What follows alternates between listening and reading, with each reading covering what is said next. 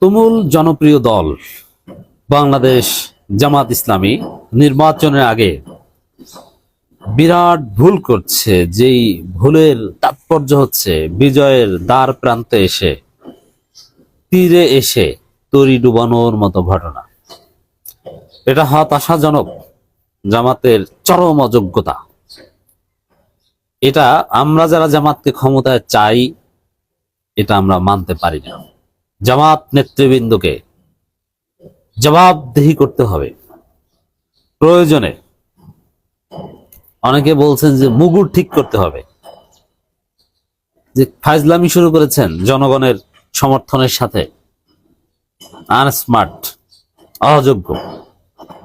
কেন কেন এই অযোগ্যতা, আনস্মার্টনেস, এত বড় ভুল তীরে এসে তরি ডুবানোর মতো? বাস্তব কথা হচ্ছে, কথাগুলো শুনতে অনেকের কাছে অপ্রীতিকর লাগবে। জামাত ইসলামী যে তুমুল জনপ্রিয় দল, এত বড় জনপ্রিয়তা, এত বেশি জনপ্রিয়তার ভার সহ্য করার মতো সক্ষমতা জামাত নেতাদের নেই, প্রমাণিত হচ্ছে। সময় আছে এখনো। আমাদের এই ধমক, জনগণের অনুভূতির দিকে তাকিয়ে ঠিক পথে আসেন, ব্যাপক পরিশ্রম করে সঠিক পথে আসেন। এখনো সময় আছে, কিন্তু আগের মতো চলবেন, বিপদে পড়বেন, জনগণের পিটানি খাবেন। কেন পিটানি খাবেন? এই জনগণ আপনাদের সমর্থন করেছে, আর সেই সমর্থন আপনারা কাজে লাগাতে পারেননি। আপনাদের ভুলের কারণে আজকে আপনারা জনগণের সমর্থনকে নষ্ট করছেন। ঘটনা কি আমি ডিটেইলস একদম পয়েন্ট টু পয়েন্ট হাতে কলমে বুঝিয়ে দিব, এবং জামাত শিবির জনতাকে বলবো যে আপনার সোচ্চার হওয়ার, আপনার নেতার বিরুদ্ধে, নেতার সমালোচনা করেন। আপনাদের হুজুরগিরির কারণে, তেল মারার রাজনীতির কারণে আজকে তীরে এসে তরি ডুবাচ্ছে। কারণ কি? আপনারা নেতাদের আনকোশ্চেন রেখেছেন। কি ঘটে আমি ভিতরের অনেক কথা বলবো এখন। কেন এটা হয়েছে? এটা ভেরি সিরিয়াস। আপনার সাজানো গোছানো সংসার ভেঙে যাচ্ছে একটা বলে, আপনি নিশ্চিত বিজয়ে ধ্বংস হয়ে যাচ্ছে আপনার তেল মারার রাজনীতির কারণে, আপনার অযোগ্যতার কারণে। আপনারা জানেন যে এখন পর্যন্ত, আমি যখন এই আলোচনা রেকর্ড করছি তখন পর্যন্ত সম্ভবত 6 জন প্রার্থীর, জামাত ইসলামের 6 জন ক্যান্ডিডেটের, তার মধ্যে অতি হেভিওয়েট, অতি নিশ্চিত ক্যান্ডিডেট আছে কয়েকজন, যে এরা নিশ্চিত আগামীর পার্লামেন্টের এমপি।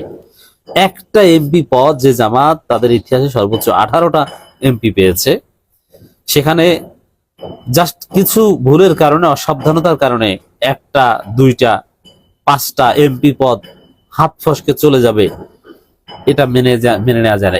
এই একটা, দুইটা, 5টার মাধ্যমে তো সরকার গঠন করা না করা নির্ভর করতে পারে। কারণ আগামী নির্বাচন হবে ইতিহাসের সবচেয়ে প্রতিদ্বন্দ্বিতাপূর্ণ নির্বাচন।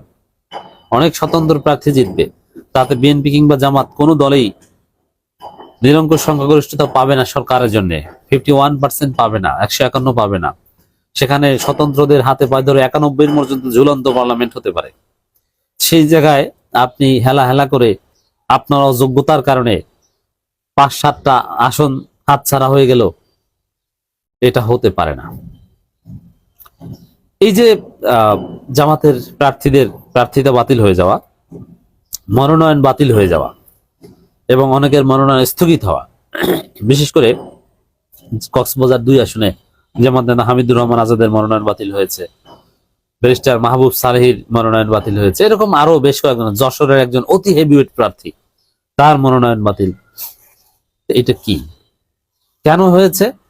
এখন অনেকে তো সংবাদ সম্মেলন করে বা নানান ভাবে আপনি সরকারকে বা প্রশাসনকে দায় দিচ্ছেন, কিন্তু এগুলো কোনো যুক্তি না। আমি আসছি সেদিকে। দেখেন, প্রথম কথা হচ্ছে, এটা একটা সুখবর যে অনেক ধাপ এখনো বাকি আছে। মনোনয়নপত্র বাতিল করা হয়েছে, এর বিরুদ্ধে নির্বাচন কমিশন আপিল আছে, সে আপিলে ফিরে না পেলে হাইকোর্ট, সুপ্রিম কোর্ট আছে। 20 তারিখ পর্যন্ত অনেক প্রক্রিয়া আছে।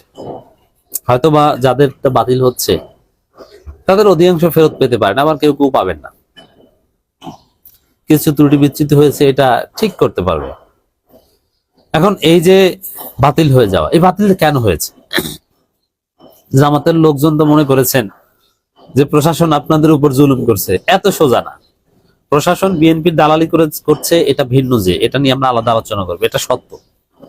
কিন্তু প্রশাসন বিএনপির দালালি করতে যে হামিদুর রহমান আজাদের মনোনয়ন বাতিল করে দিয়েছে এইটা বুঝাইন না। এটা আপনার ভুল, আপনার অযোগ্যতা। আপনার বলতে কার? জামাতের ব্যক্তি হামিদুর রহমান আজাদকে আমি এখানে কিছু বলবো না, কারণ হামিদুর রহমান আজাদকে আমি যতটুকু অবজার্ভ করেছি যে জামাতের মধ্যে একদম টপ হাতে গোনা কয়েকজন ঠান্ডা মাথার মেধাবী ভদ্র লোকের মধ্যে তিনি একজন, এবং তিনি উচ্চশিক্ষিত একজন পিএইচডি ডিগ্রি হোল্ডার এবং পড়াশোনা করা লোক। তিনি এখনো পড়াশোনা করেন। এখন কোন জায়গায় কি কাগজপত্র জমা দিয়েছেন, সব ঠিকঠাক আছে কিনা, বানান ঠিক আছে কিনা, এটা তো আর তার কাজ না। এটা ওভারঅল জামাতের একটা টিম থাকা দরকার, বা স্থানীয়ভাবে এই কাজ যারা করেছে তাদের ব্যাপার, এবং এটা সেন্ট্রালি জামাত তদারকি করতে পারে না, এটা সেন্ট্রালি জামাতের ব্যর্থতা। এখন প্রথম কথা হচ্ছে যে এই যে প্রার্থীটা মনোনয়ন বাতিল, এই মনোনয়ন বাতিল হচ্ছে বেসিক্যালি জামাতের ভুলে, কাগজপত্র সঠিকভাবে উপস্থাপন না করা ইত্যাদি। যেমন এখন বলা হচ্ছে যে মামলা কারণে ফেসিবাদী আমলের জামাতের অনেকে সান্ত্বনা দিচ্ছে আমাদের, যে আওয়ামী লীগের আমলের মামলার হাসিনা ট্রাইব্যুনালকে ক্যাঙ্গারু কোর্ট বলা বা এই ধরনের একটা মামলার কারণে হামিদুর রহমান আজাদের প্রার্থিতা বাতিল। অতএব হাসিনার আমলের মামলার কারণে প্রার্থিতা বাতিল হবে, এটা কি মেনে নেওয়া যায়? এটা একটা স্টুপিড মার্কা কথাবার্তা জামাতের লোকজন যারা এই কথা বলেন। অবশ্যই হাসিনার আমলে মামলা হোক, যে মামলা হোক, তাতে কি? আপনার তো একটা প্রক্রিয়ার মধ্য থেকে ওখানে বের হতে হবে। এটিএম আজহারুল ইসলাম কি প্রক্রিয়া ছাড়া বের হতে পারছেন? তারেক রহমান খালেদা জিয়া কি প্রক্রিয়া ছাড়া, প্রফেসর ইউনূস নিজে কি প্রক্রিয়া ছাড়া, অফিসিয়াল প্রসিডিউর ছাড়া এমনি এমনি খালাস? হাসিনা পালিয়েছে সাথে সাথে না। আপনার মামলা থেকে অব্যাহতি পেতে হবে একটা প্রসিডিউরের মাধ্যমে। মিথ্যা মামলা থেকেও আপনাকে সঠিক প্রক্রিয়ায় অব্যাহতি পেতে হবে এবং কাগজপত্রের প্রমাণ আপনার কাছে থাকতে হবে। তো এইখানে বাস্তব কথা হচ্ছে যে মামলার কারণে এটা ঠিক আছে, কিন্তু এখানে প্রশাসন ভুল করে নাই, এখানে ভুল করেছে কাগজপত্র যথাযথভাবে না দিতে পারাটা। এমন না যে মামলা আছে অতএব এই কারণে বাদ, আসলেই সঠিক মামলা, এই বিষয়টা এরকম না। আপনি কাগজপত্র সঠিকভাবে উপস্থাপন করতে পারেননি। আমি ভালোভাবে খোঁজ নিয়েছি যে 6 জায়গায় মনোনয়নপত্র বাতিল বা স্থগিতের ঘটনা ঘটেছে, প্রত্যেকে জামাতের প্রার্থীর ভুলের কারণে, তার প্রার্থীর হলফনামার তার মিস্টেকের কারণে। এখানে প্রশাসনকে গালি দিয়ে লাভ নেই। প্রশাসন দালালি করছে সেটা ভিন্ন জায়গায়, এখানে আপনার চোখের সামনে আপনার উপর জুলুম করছে, বিষয়টা এরকম নয়। অতএব আপনি অন্যের উপর দায় দিয়ে নিজে বাঁচার চেষ্টা করবেন না, এটা আপনার অযোগ্যতা। কেন এই অযোগ্যতা? এর প্রধান কারণ হচ্ছে জামাতের অভিজ্ঞতা নেই, এত জনপ্রিয়তার ভার সওয়ার অভিজ্ঞতা নেই। এ ধরনের মেসি স্কেলে নির্বাচন ক্ষমতা আসার জন্য জীবনে প্রথম, অভিজ্ঞতার অভাবে ভুল। এবং জামাতের মধ্যে একটা ক্যাডার ভিত্তিক উচ্চশিক্ষিত সংগঠনে অভিজ্ঞতার অভাবে ভুল হবে, এটাও কাম্য না। এবং জামাতের যোগ্য প্রার্থীর অভাব, এটাও বা কেন? ক্ষমতায় 2-1 বার না আসলে কখনোই কাঙ্ক্ষিত মানের যোগ্য প্রার্থী আপনি পাবেন না, এটা বাস্তবতা। আর জামাত 15 বছর মজলুম ছিল, যোগ্য অনেক লোকজন তো আসতে পারেনি, 5 আগস্টের পর আসা শুরু করেছে। আর সবাই ত্যাগী লোক আর যোগ্য লোক এক হয় না, যোগ্য লোক আলাদা। এই জায়গায় দর্শক মূল যে সমস্যাটা, জামাতের নেতারা ঊর্ধ্বতন নেতাদের শুধু তেল দেন, তাদেরকে রিয়ালিটি বুঝতে দেন না। যেমন একজন নেতা সে নিজেকে কিভাবে যাচাই করবে, আমি এক্সপেরিমেন্ট করে বলছি।